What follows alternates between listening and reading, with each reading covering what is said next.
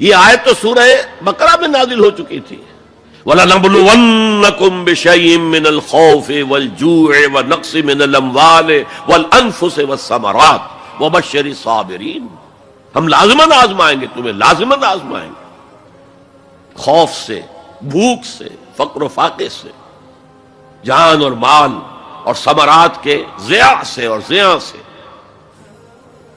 فصل تیار کھڑی ہے اور عین وقت آ گیا ہے جنگ کا، اور وقت پر فصل کھجور کی اتاری نہ گئی تو تباہ ہو جائے گی. لیکن نہیں، نکلنا ہے. یہی معاملہ تھا جو کہ تبوک کے موقع پر ہوا ہے. قحط کی کیفیت تھی اور اب فصل تیار تھی، اب ساری امیدیں اس فصل پر تھی، کھجور کی. لیکن ظاہر ہے کہ کھجور کی فصل اتارنا کوئی عام خواتین کا کام تو نہیں ہے. لیکن مردوں سے کہا جا رہا نکلو اللہ کی راہ میں، سب کے سب. پہلی مرتبہ نفیر عام تھی، ہر صاحب ایمان نکلے. تو ایک بہت بڑی آزمائش. تو جو راسخ الایمان تھے، صادق الایمان تھے، ان کا رد عمل سچویشن ایک ہی ہے. منافقین کہہ رہے ہیں ما وعدنا اللہ ورسولہ الا غرورا، ہمیں تو اللہ اور اس کے رسول نے سبز باغ دکھا کر مروا دیا.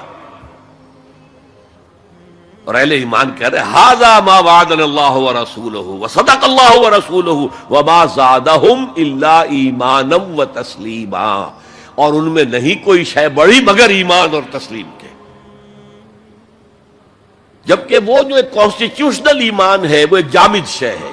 It's a legal status that you get as a Muslim. تو یہ اسٹیٹس نہ گھٹتا ہے نہ بڑھتا ہے. یہ نہیں ہو سکتا کہ ایک باپ کے اگر دو بیٹے ہیں اور ایک متقی ہے، زاہد ہے، عابد ہے، تہجد گزار ہے، دوسرا فاسق و فاجر ہے، تو وراثت میں اس تہجد گزار کو زیادہ حصہ ملے اور دوسرے کو جو ہے وہ کم ملے. نہیں، ایکول. المسلم کفو لکل مسلم. تمام مسلمان آپس میں جہاں تک ان کے لیگل اور پولیٹیکل حقوق کا تعلق ہے برابر. تو یہ فرق ہے ایمان اور اسلام میں. البتہ یہ میں آپ کو بتا چکا ہوں کہ یہ بھی ہو سکتا ہے کہ اسلام پہلے آئے، ایمان بعد میں آئے. ہم میں سے جب بھی اللہ تعالیٰ کسی کو نصیب فرما دے حقیقی ایمان، یقین والا ایمان، جیسے میں نے دعا کی اللہم نور قلوبنا بالایمان، اے اللہ ہمارے دلوں کو منور کر دے، روشن کر دے ایمان کے ساتھ، نور ایمان سے جگمگا اٹھے ہمارا دل.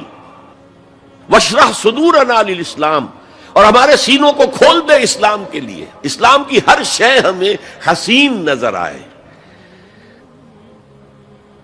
حضور صلی اللہ علیہ وسلم کی حیات طیبہ کے آخری ایام میں یہ واقعہ پیش آیا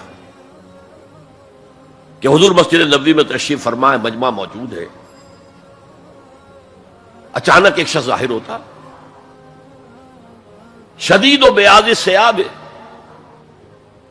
شدید و سواد شعر، اس کا لباس انتہائی سفید صاف، کوئی اس پر دھبا نہیں، داغ نہیں، میل نہیں.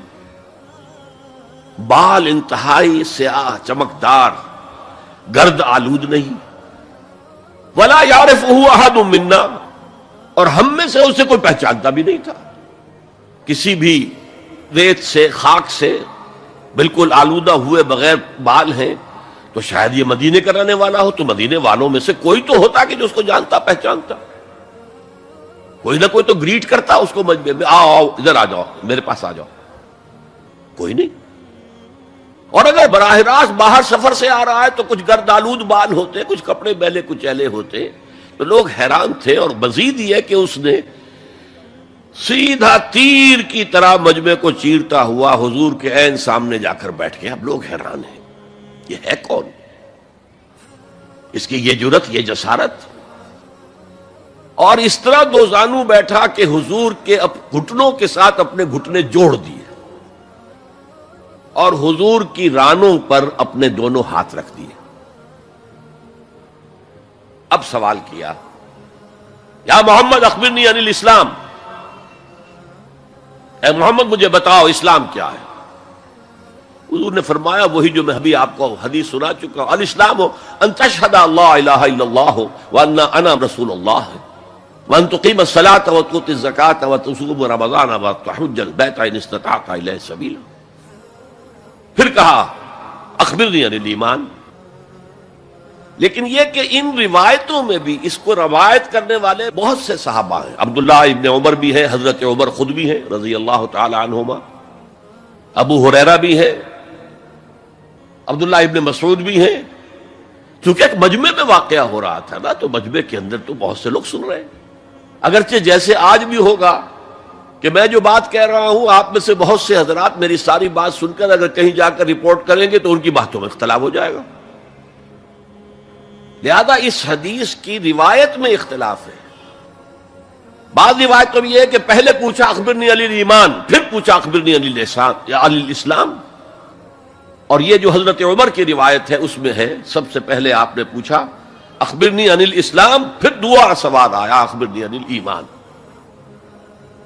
اچھا، اس کے بعد ایک دو سوال اور بھی کیے، میں تفصیل میں نہیں جا سکتا. پھر وہ شخص چلا گیا. حضور نے کہا ذرا اس کو بلانا واپس، تو دیکھا تو کہیں بھی نہیں، زمین کھا گئی، آسمان اچک کر لے گیا، اللہ جانے. تب حضور نے فرمایا اوہ یہ جبرائیل تھے جو تمہیں تمہارا دین سکھانے آئے تھے. یعلمکم دینکم اذ لم تسألوہ، جبکہ تم نے اس کے بارے میں سوال نہیں کیا. اور یہ پہلی بار ہے کہ میں جبرائیل کو پہچان نہیں سکا، انسانی شکل میں وہ آئے اور میں پہچان نہیں پایا.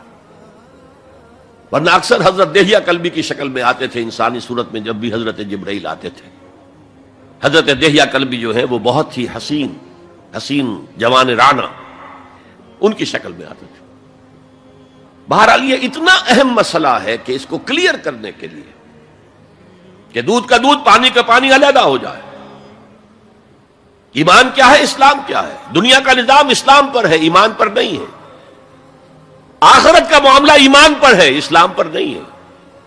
کوئی شخص مسلمانوں کا بہت بڑا قائد ہو، بہت بڑا لیڈر ہو، لیکن ہو سکتا ہے آخرت میں زیرو ہو. میں حدیث سنا چکا ہوں آپ کو. ایک شخص دنیا میں شہید سمجھا جا رہا تھا، ایک شخص دنیا میں بہت بڑا عالم سمجھا جا رہا تھا، ایک شخص دنیا میں بہت بڑا سخی سمجھا جا رہا تھا، اور اللہ نے سب کے دعوے جو ہیں ان کی نفی کر دی. تم نے جنگ کی تھی اس لیے لیقال جریء کہا جائے، بہت ہی جری آدمی ہے صاحب، بہت بہادر آدمی، کیا کہنے اس کے. لیقال سخی، بھائی بڑا سخی آدمی ہے، سخاوت کے دریا بہا دیے اس نے.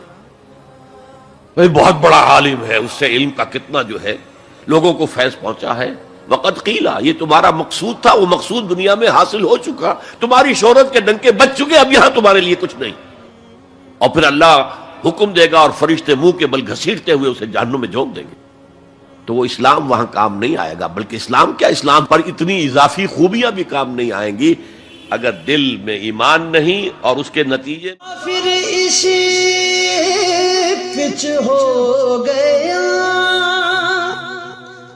پھر تشبیہ مسلح کی کرنا. اساں ظاہر نو رب من آئے، باطن دا اللہ کی کرنا. اساں ظاہر نو رب من آئے، باطن دا اللہ کی کرنا.